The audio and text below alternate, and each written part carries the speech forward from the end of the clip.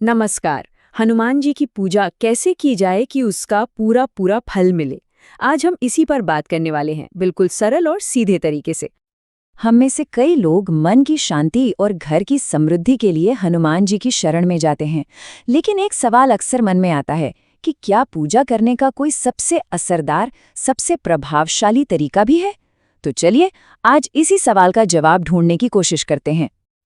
देखिए, एक मान्यता बहुत गहरी है कि जब कोई सच्चे मन से हनुमान जी को पूछता है ना, तो उसका असर बहुत गहरा होता है। कहते हैं कि इससे सिर्फ मन को शांति ही नहीं मिलती, बल्कि जिंदगी की बड़ी से बड़ी परेशानियां, बड़ी से बड़ी बाधाएं भी दूर हो जाती हैं। तो सबसे पहले सवाल से ही शुरू करते हैं। पूजा आखिर करनी कब चाहिए?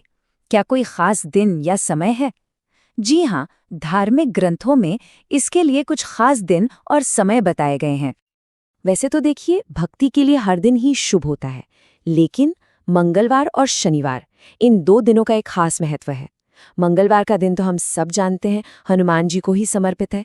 पर शनिवार भी बहुत खास है, क्योंकि माना जाता है कि इस दिन उनकी पूजा करने से शनिदेव के प्रकोप से भी रक्षा होती है।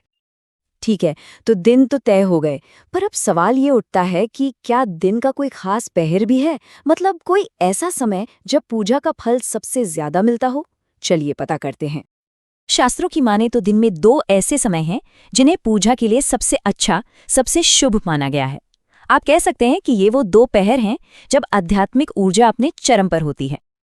पहला और सबसे शक्तिशाली समय है ब्रह्म मुहूर्त, यानी सुबह 4 से 6 बजे के बीच का वक्त।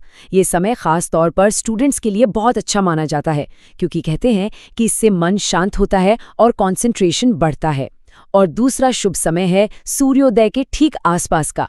मान्यता है कि इस समय पूजा करने से पूरा दिन पॉजिटिविटी और एनर्जी से भरा रहता है। अब एक मजेदार बात, जैसे पूजा करने के सही समय है, वैसे ही एक ऐसा समय भी है जब पूजा करने से बचने की सलाह दी जाती है। जी हाँ, शास्त्रों के अनुसार ठीक दोपहर के समय हनुमान जी की पूजा नहीं की जाती।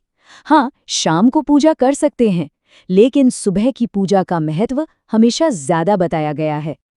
ठीक है, तो कब पूजा करनी है ये तो हमने जान लिया।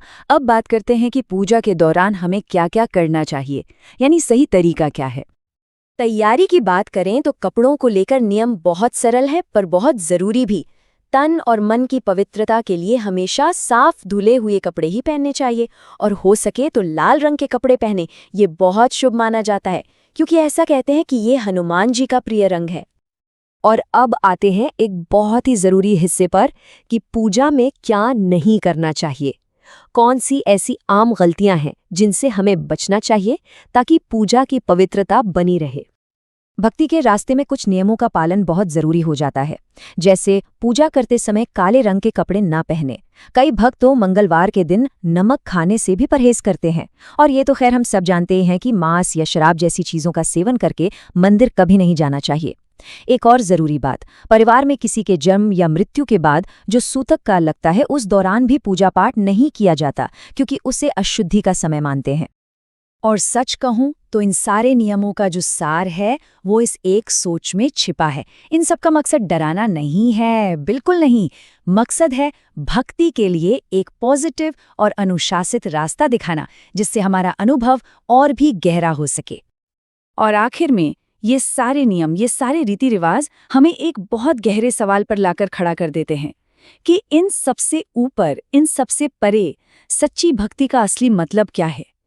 शायद इसका जवाब नियमों में नहीं, बल्कि हमारे मन की सच्ची श्रद्धा में छिपा है।